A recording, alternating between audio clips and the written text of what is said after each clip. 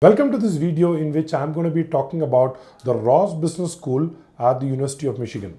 So in case you're applying to the school this year, you've come to the right place. Stay with me till the end. I'm going to talk a little bit about the Ross School, and then I'm going to get into the all-important essay questions, right? How to tackle, how to answer. I'll give you a framework around it. So let's start with the basics. So Ross this year has an application R1 deadline, the round 1 deadline on October 1st, for which you will get the deadlines by December 21st. Then you have the conventional second round, which is on January 7th, the decision of which will come out on March 15th.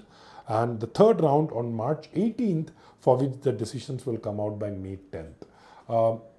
Round 3 of just off the equation, right? Off the plate. Don't even think about round 3 unless and until you have not taken the GMAT and you are wondering in April what to do. Maybe you just go ahead and give it a shot. But if you have enough time, my recommendation, take it either in round 1 or round 2, which is either in October or in January.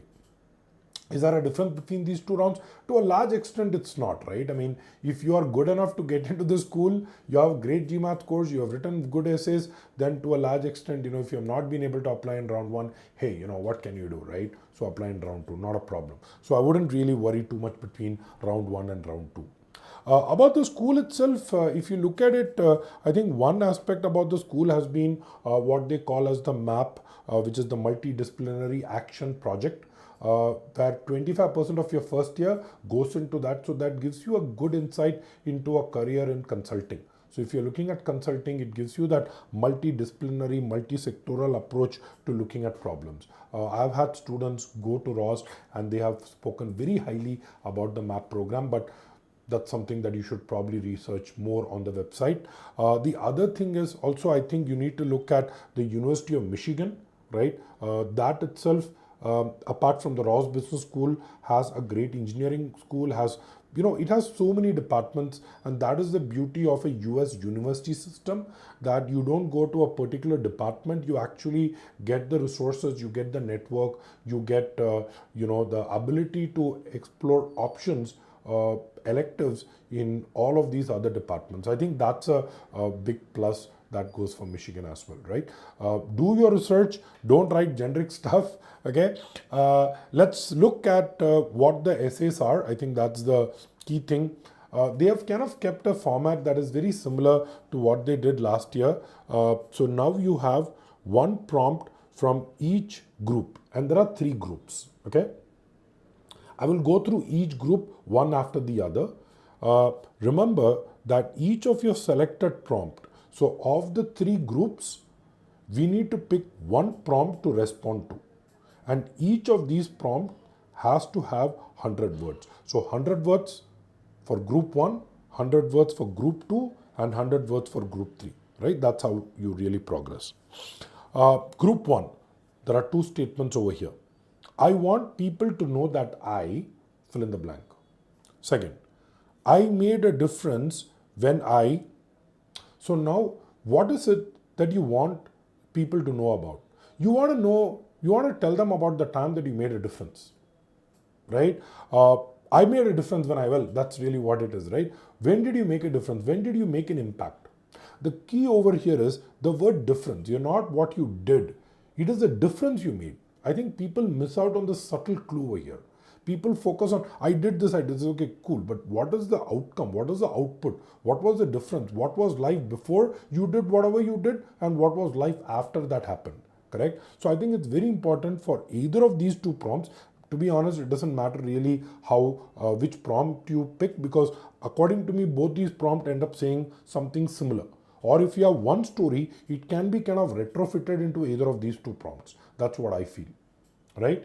100 words, that's again a very, so when people look at 100 words and they start writing 100 words, I think the first question comes, but I don't have any space to explain things, right? Which is precisely the point. Do not explain in detail what you did.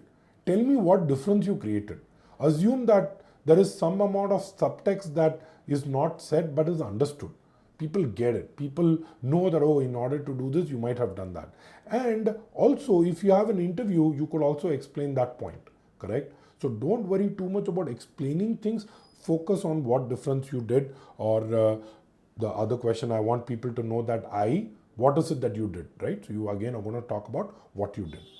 Not a very smart idea to use the START framework. So in some of the other essays, I've used the framework, the START framework, but 100 essays, 100 words may not give you a lot of opportunity to use that framework. Group 2, I was humbled when, that's the first prompt, I was humbled when, fill in the blank. Second, I'm out of my comfort zone when blank. Okay. Now think about it. When you say you are humbled, what it really means is it means you failed, right? In some sense, right? Or you realized that you were wrong, right? And someone else had a better idea. And if you look at the second one, I'm out of my comfort zone. Again, I feel that both of these prompts are kind of interconnected. So either it's a place where you did not do what you think you could have done. So in some sense, you are humbled because of that experience. Or on the other hand, you are outside your comfort zone when you did something that you usually don't do, right? So either you did something and you failed, or you did something that you're not comfortable doing, correct? Again, the idea behind both of these prompts and this group as such is to understand a little bit more into your psyche. Understand, are you a person who likes challenges? Because think about it, if you don't like challenges, you probably would never fail, right? I mean, the person who's never failed in his life is probably a guy who never took any challenge. I can just be a rock all my life and never fail, correct? So they want to know, what is it that challenged you? Why were you out of your comfort zone? Again, because you challenged yourself. What does challenge mean to you? What does it mean for you to get larger or bigger than what you're already doing, correct? That's what they are really trying to figure out. Again, you need to pick an incident where you talk about why you were humbled. You want to talk about why you are outside your comfort zone. Don't spend too much time explaining the problem itself. So let me give you an example, right? So let's say that I'm going to talk about the time that I was, humbled when I made a decision that ended up being incorrect, correct? Now, don't delve too much into what that decision was. Who was impacted? What happened? Like, people tend to write a lot on that. Instead, focus on the takeaways. Like, I did that decision. Also, let the reader get into your mind. Why did you make that decision? What did you think will work? What ultimately happened? What is it that you learned? Right? So I'm going to keep that focus on that. Group 3, 2 sentences. Again, I was aware that I'm different when, fill in the blank, or I find it challenging when people blank. Again, if you look at group 3, both the prompts are connected, right? What is the connection over here? The first one says, I'm different in some sense from others, which means you are again talking about you being different from others. The second one says, I find it challenging when people. When would you find something challenging? You would find something challenging when people typically don't agree to what you're saying. You are different. Same thing, right? So the first one says, I'm different when I do this. Second one says, people are different, and that's why I find it challenging. Again, over here, the focus is A, tell me what is it about you that makes you different, or what is it about other people that you find so challenging. Moment you say that, I think this essay also requires you to understand and appreciate that differences sometimes bring out the best in us, correct? So if you are able to tackle that part, if you are able to talk a little bit more about how that difference really made a change to the way you view the world, right?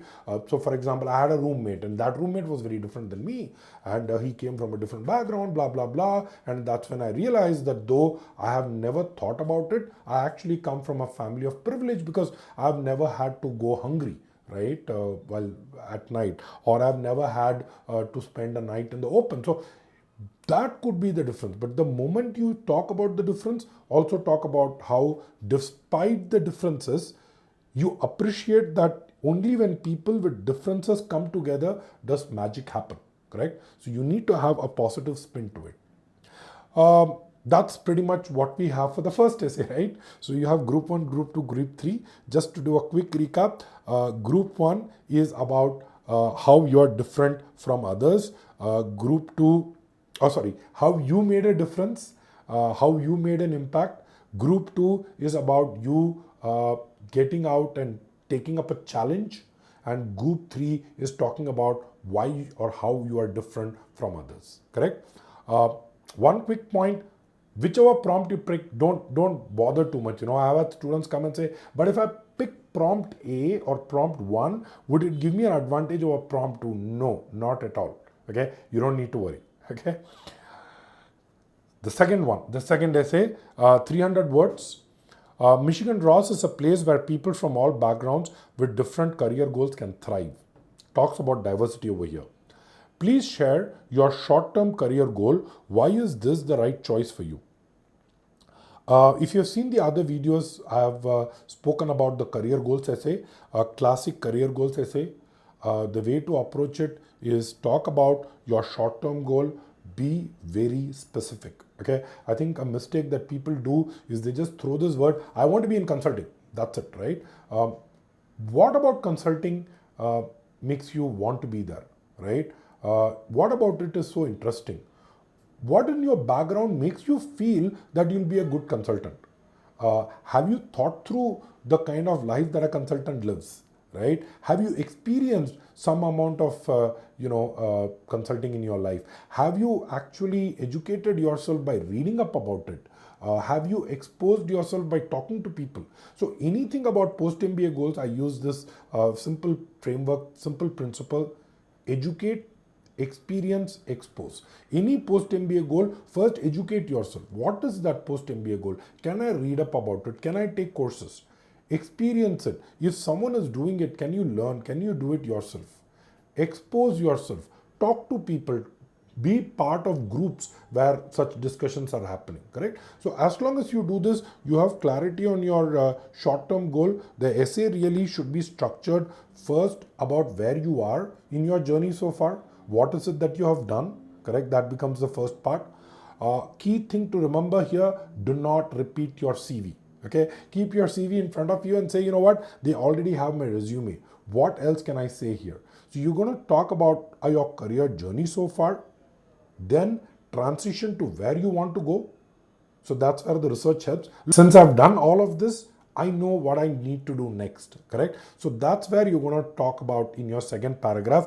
And though it does not explicitly say this, you also need to talk about why Michigan Ross is really the place for you, right? So I would not expend a lot of space talking about it, but I think it would probably merit a few lines where you kind of throw in saying that, look, now that I've decided this is the journey, this is where I want to go, this is why Michigan Ross is the right place. So I would assume that you do talk about Michigan Ross, but maybe not like 100 words, but maybe make a mention of it towards the end of your essay. And again, even if it's a 300 word essay, important, we have a strong opening and we have a strong closing. So that's been, the analysis of Michigan Ross. In case you like this video, let me know. We have worked with plenty of students who have gotten into Ross in the previous years. And if you feel that you want to take a stab at it, you are applying to Ross, you are a little unclear, why don't you just go ahead and let us know. Let's have a conversation. Let me see if there is a way in which we can help you get to Michigan Ross. Thank you for watching.